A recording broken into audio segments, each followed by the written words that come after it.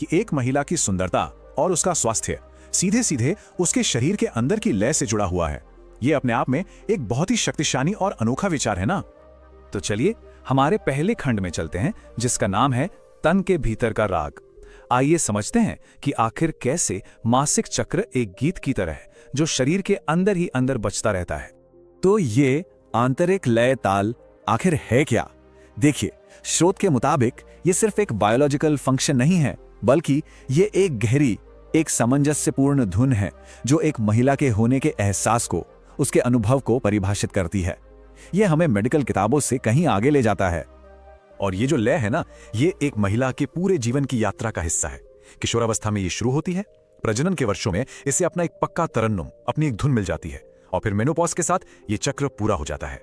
ये अपने आप में जीवन की एक पूरी कहानी है। पर ये आंतरिक लय सिर्फ शरीर तक ही सीमित नहीं है। हमारा अगला खंड हमें बताता है कि ये कैसे प्रकृति की बड़ी लय के साथ जुड़ी हुई है। और यहाँ एक बहुत ही दिलचस्प बात सामने आती है। स्रोत बताता है कि चांद के महीने और एक महिला के तन और मन के बीच एक सीधा संबंध है।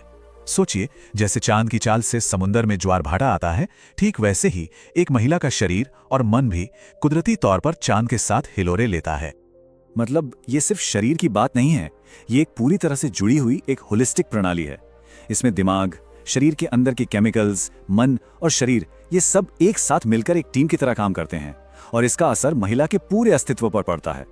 अब हम स्रोत के सबसे आकर्षक, सबसे दिलचस्प विचार पर आते हैं कि ये जो आंतरिक चक्र है, यही असल में महिला की सुंदरता का जैविक रहस्य है। यहाँ एक बहुत ही गहरी बात कही गई है कि मासिक चक्र का जो शारीरिक रूप है, जो हमें दिखता है, वो तो बस इसकी बाहरी परत है। इसका असली मकसद, इसकी असली हकीकत तो एक महिला की प्राकृतिक सुंदरता में जान डालना है, उसे जीवंत करना है। तो सवाल ये है कि ये आंतरिक लय आखिर कौन से गुण पैदा करती है? स्रोत के अनुसार फूलों जैसी कोमलता, रेशमी लहराते बाल, एक मधुर आवाज, मुलायम त्वचा और एक शांत सौम्य स्वभाव, ये सब कुछ उसी अंदरूनी लय से पैदा होता है। मतलब सुंदरता का सोता अंदर ही है, जो बाहर की तरफ बहता है।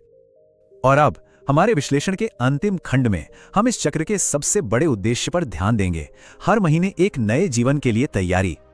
इस लाइन में शरीर के धैर्य और उम्मीद के बारे में कितनी बड़ी बात कही गई है।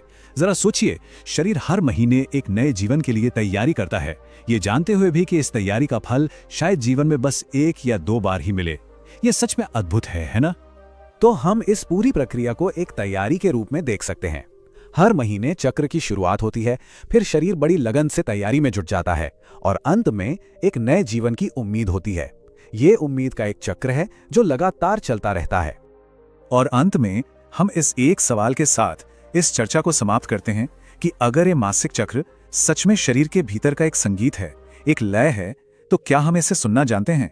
ये एक ऐसा सवाल है जो हमें अपने शरीर के साथ अपने रिश्ते के बारे में दोबारा सोचने पर मजबूर करता है।